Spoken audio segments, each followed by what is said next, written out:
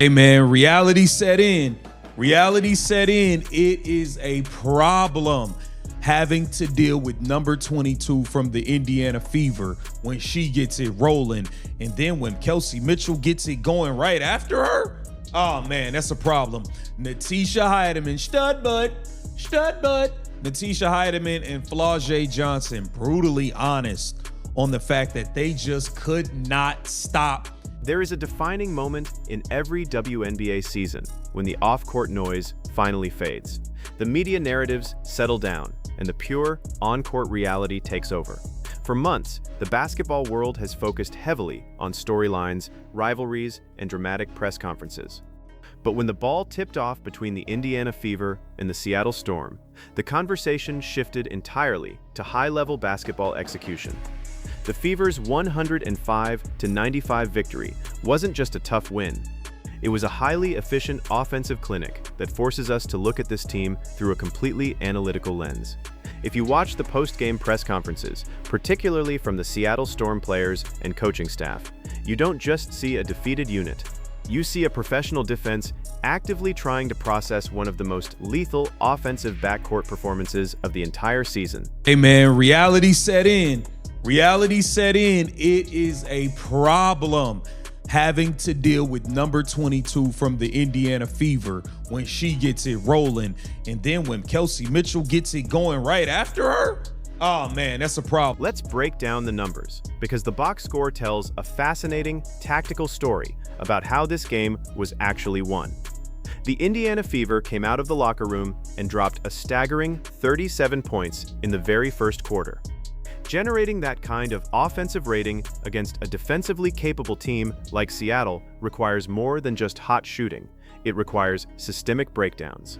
Seattle's defense, anchored by elite athletes, clearly came in with a game plan to apply heavy perimeter pressure. The goal was to aggressively face guard Caitlin Clark and Kelsey Mitchell, forcing the ball out of their hands and disrupting the Fever's half-court sets. But the fundamental problem with deploying a high-pressure defensive scheme is that it stretches the floor.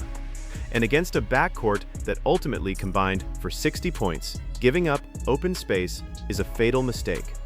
Mitchell finished the game with 28 points on an incredibly efficient 50% shooting from the floor, while Clark orchestrated a 32-point masterclass with a true shooting percentage hovering around 87%. When you have two guards operating at that level of efficiency, traditional defensive rules simply do not apply. Look at them. Look at them. They look defeated. They look defeated. Caitlin Clark gave y'all 40. Then she gave you 32. I look defeated too. I will look defeated too. Let's keep it real. I think it was just the start, you know. I think 37 points in the first quarter. During the post-game press conference, the Storm players openly discussed the sheer difficulty of their defensive assignments. They assigned their most athletic wings to try and wear down the Fever's backcourt, playing a highly physical brand of basketball. But this is where the tactical analysis gets really interesting. You cannot simply wear down an offense that processes the game at this speed. When Seattle brought the double team, or hedged hard on the pick and roll, Indiana's ball movement was quick and surgical. Furthermore, the Fever neutralized Seattle's physicality with absolute perfection at the free throw line. As a collective unit, the Indiana Fever shot 26 for 26 from the charity stripe. That is a flawless 100% team free throw shooting night on high volume. When a team gets to the line 26 times and doesn't miss a single shot, it completely deflates an aggressive defensive game plan and guarantees that every single foul call translates into guaranteed points on the board. Kelsey Mitchell, I feel like they were doing a really good job on them. Obviously, they're great players, they're going to score, but just, trying to wear them out. Great player, go score. It don't matter what you do versus Caitlin Clark. She's going to do what she's going to do. Do the best we can there, and then... The true test of Indiana's resilience, however, came in the third quarter. This was the pivotal pivot point of the game. Aaliyah Boston, the Fever's foundational interior anchor, had to exit the game due to injury after playing just 10 minutes and 38 seconds. Before leaving, she was highly effective, contributing 11 points on 57% shooting. When a team loses its primary post presence, the offensive gravity usually collapses and the defense tightens up on the perimeter. Seattle immediately sensed this structural vulnerability.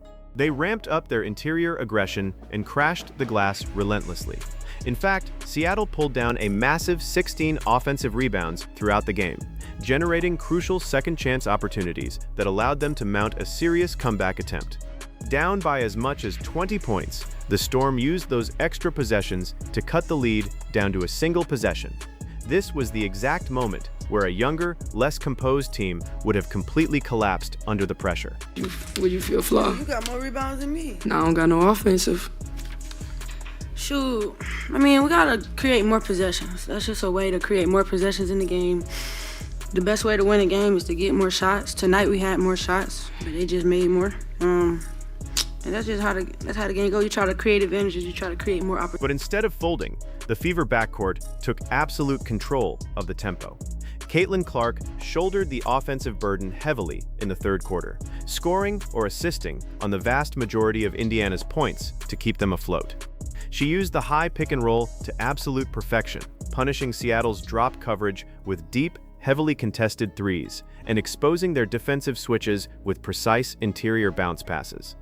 Then, as the Seattle defense logically overcompensated to try and stop Clark in the fourth quarter, Kelsey Mitchell caught fire.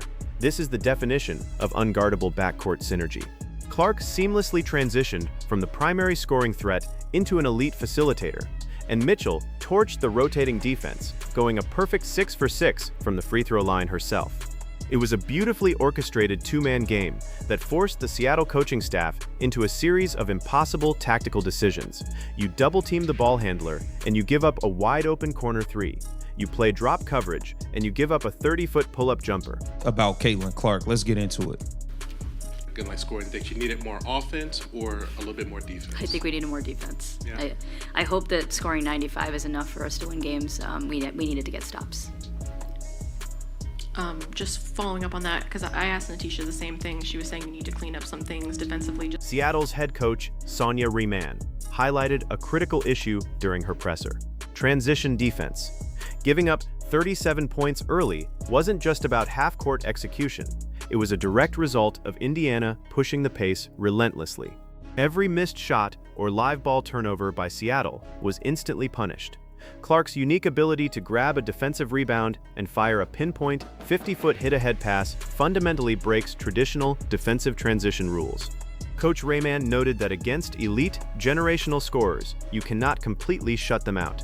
Your only realistic hope is to limit their easy looks. But when Indiana is pushing the ball across half-court in 3 seconds and spacing the floor with lethal shooters, those so-called easy looks become inevitable. The physicality of the game was incredibly high, and the officials allowed for a tough, grinding battle. But Indiana's spacing, elite shot-making, and flawless free throw shooting ultimately prevailed over Seattle's physical pressure. It's one of those things where it's going to be a cause and effect. You know, that's not necessarily how this works.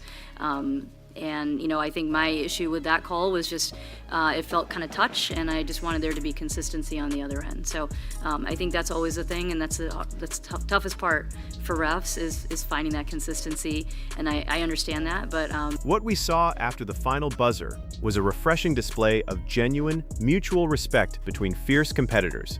Natisha Hiddeman, who had an absolutely incredible offensive game herself, and Flau'Jae Johnson acknowledged the sheer tactical difficulty of the matchup. This post-game reaction wasn't about off-court drama or bitter rivalries. It was about acknowledging high-level basketball. The Seattle Storm executed their sets well. They fought back from a massive deficit, and they played with tremendous grit on the offensive glass. But they ran into an Indiana Fever team that is rapidly evolving into a highly sophisticated offensive juggernaut, with Caitlin Clark officially breaking the record as the fastest player in WNBA history to reach 1,000 points and 500 assists, achieving this monumental milestone in just her 59th game. And this backcourt operating with such lethal synergy, the rest of the league's defensive coordinators have a massive problem on their hands. The Fever are no longer just an entertaining team to watch. They are systematically dissecting defensive schemes. And if they continue to shoot with this level of efficiency, they are going to be an absolute nightmare matchup for anyone in the postseason.